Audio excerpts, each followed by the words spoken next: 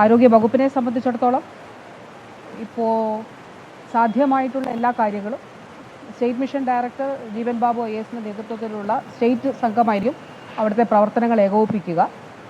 ഇപ്പോൾ മേപ്പാടി സാമൂഹ്യ ആരോഗ്യ കേന്ദ്രത്തിൽ അതോടൊപ്പം വൈത്തിരി ആശുപത്രിയിൽ ഒരെണ്ണം, അങ്ങനെ അവിടെ 18 ബോഡീസും അതോടൊപ്പം സ്വകാര്യ മെഡിക്കൽ കോളേജിൽ 5 ആ നിലയിൽ അവിടെ ഇതുവരെ മൃതദേഹങ്ങൾ ലഭിച്ചിട്ടുണ്ട്.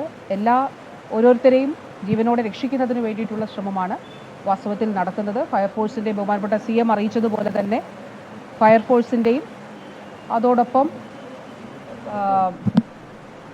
NDRFിൻ്റെയും ഒക്കെ അതുപോലെ സിവിൽ ഡിഫൻസിൻ്റെയും ടീമുകൾ അവിടെ പ്രവർത്തിക്കുന്നുണ്ട്. ബഹുമാനപ്പെട്ട മന്ത്രിമാർ Saseendran minister AK Saseendran minister അവിടെ എത്തിക്കഴിഞ്ഞു.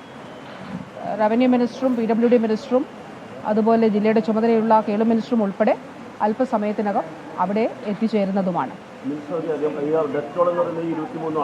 ഇപ്പോൾ നമുക്ക് നമുക്ക് ഹോസ്പിറ്റലുകളിൽ എത്തിയിരിക്കുന്ന ആളുകളുടെയും അല്ലെങ്കിൽ ഡെഡ് ബോഡീസിന്റെ കണക്കാണ് പറഞ്ഞത്.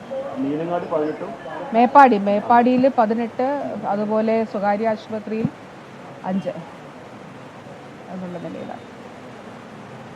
ഉപമന്ത്രി വീണ ജോർജ് മാധ്യമങ്ങളെ കാണുകയായിരുന്നു ഇപ്പോൾ.